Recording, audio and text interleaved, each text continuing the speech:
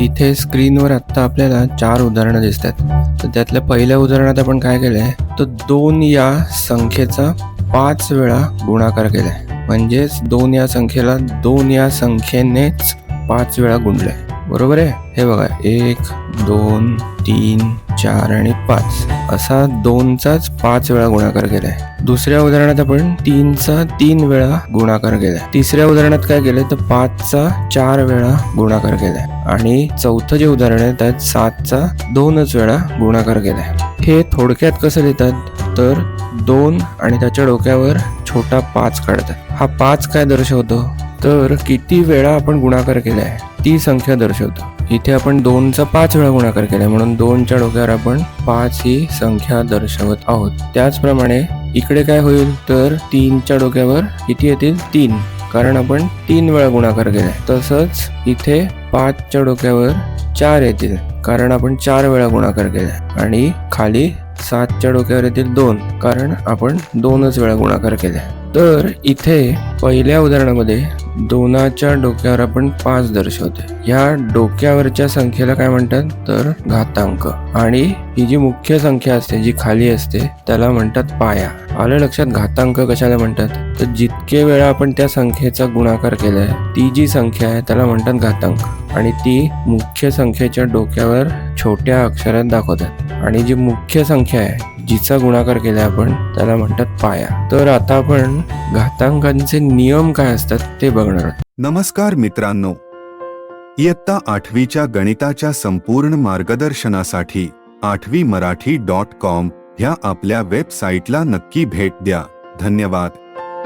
तर इथे स्क्रीनवर घातांकांचे 8 नियम आपल्याला दिसतात. आपण असं करूया, एक एक नियम बघूया आणि त्याचं एक उदाहरण बघूया, म्हणजे तो नियम काय आहे ते आपल्याला लक्षात येईल. तर घातांकाचा पहिला नियम काय आहे, तर a चा m वा घात गुणिले a चा n वा घात बरोबर a चा m अधिक n वा घात. हा समजा गुणाकार असा असेल, a ही एक संख्या आहे आणि m हा एक घातांक आहे आणि n हा दुसरा घातांक आहे. आणि यांचा आपण जर गुणाकार केला तर तो गुणाकार करताना त्यांच्या घातांकांची बेरीज होते. आलं लक्षात. म्हणजे आपण एक उदाहरण घेऊया, 2चा वर्ग गुणिले 2चा तिसरा घात किंवा घन.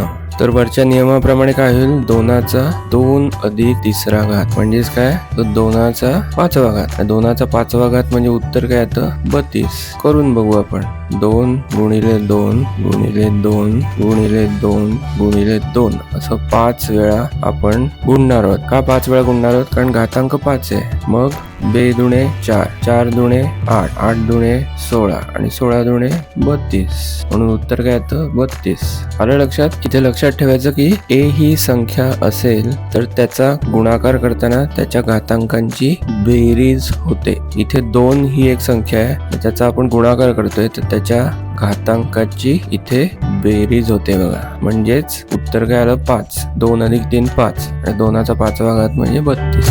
ठीक आहे. आता आपण पुढचा नियम बघूया. आता दुसरा नियम काय आहे, तर तो आहे भागाकाराचा नियम. म्हणजेच a चा m वा घात भागिले a चा n वा घात. आणि भागाकार असताना काय होतं, गुणाकाराच्या बरोबर उलट म्हणजेच घातांकांची वजाबाकी होते, म्हणून a चा m वजा n वा घात. ठीक आहे. तर हा भागाकार आपल्याला दुसऱ्या पद्धतीने कसा लिहिता येतो, a चा m वा घात भागिले a चा n वा घात. आणि असं असेल तर घातांकांची होते वजाबाकी, m वजा n.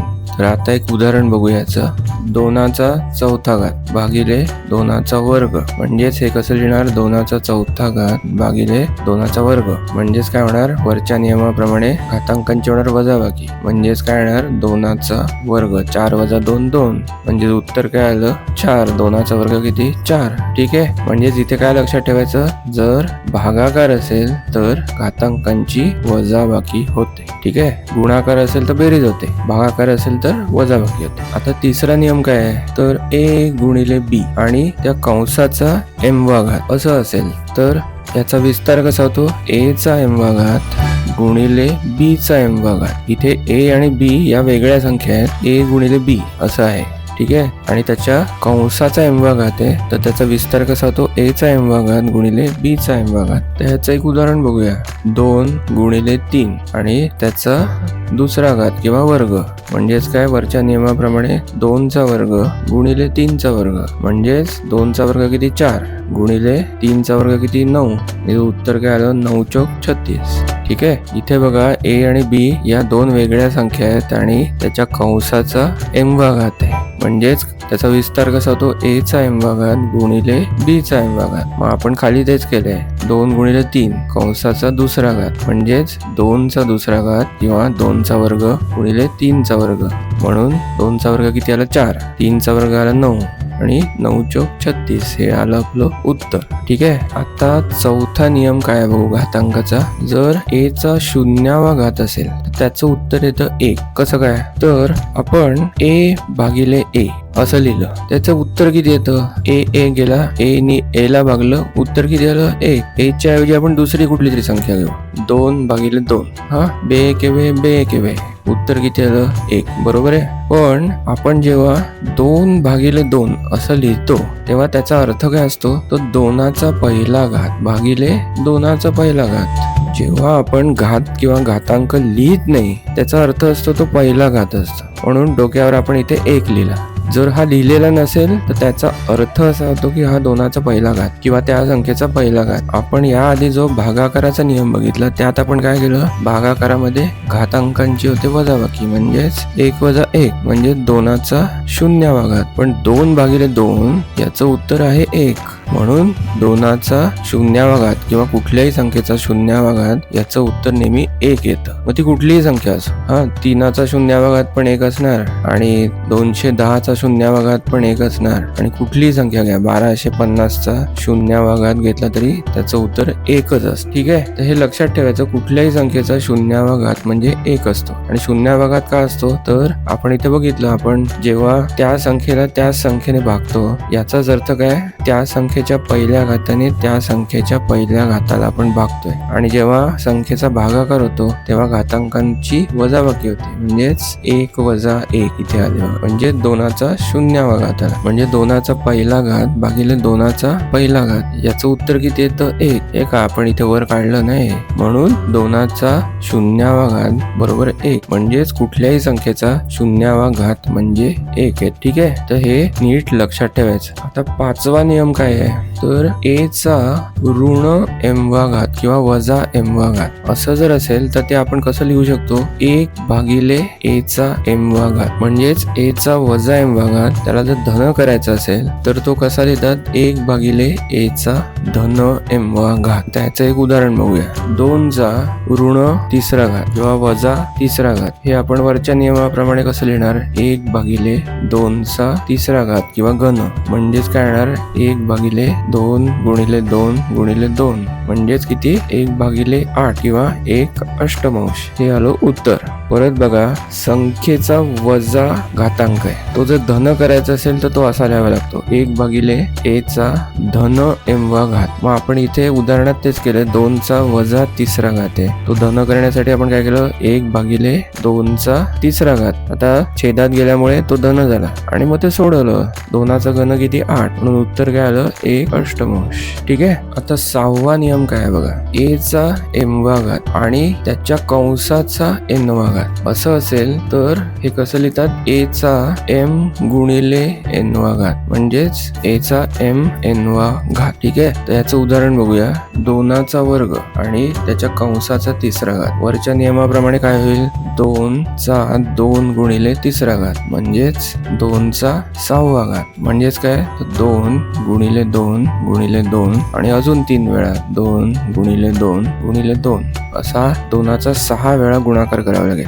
आणि उत्तर काय येतं 64. इथे लक्षात घ्या जर a चा m-वा घात आणि त्याच्या कंसाचा n-वा घात असेल तर या घातांकांचा गुणाकार होतो म्हणून आपण इथे 2चा वर्ग आणि 2चा वर्गाचा घन असं घेतलंय आणि त्यामुळे 2 आणि 3चा गुणाकार झाला आणि 2चा 6वा घात आपल्याला मिळाला. 2चा 6वा घात म्हणजेच किती आलं उत्तर तर 64. ठीक आहे. आता 7वा नियम काय बघा, ए भागिले बी आणि त्याच्या कंसाचा एम भागात असं असेल तर काय होतं, ए चा एम भागात भागिले बी चा एम भागात. गुणाकारात दोन पदाला तो सारखाच घातांक आपण वापरतो, तसंच इथे देखील भागाकारात दोन पद आहेत, अंशात जे आणि छेदात जे, त्या दोन पदाचा हा सारखाच घातांक आपण करून घेतो. म्हणजेच काय, उदाहरण बघू.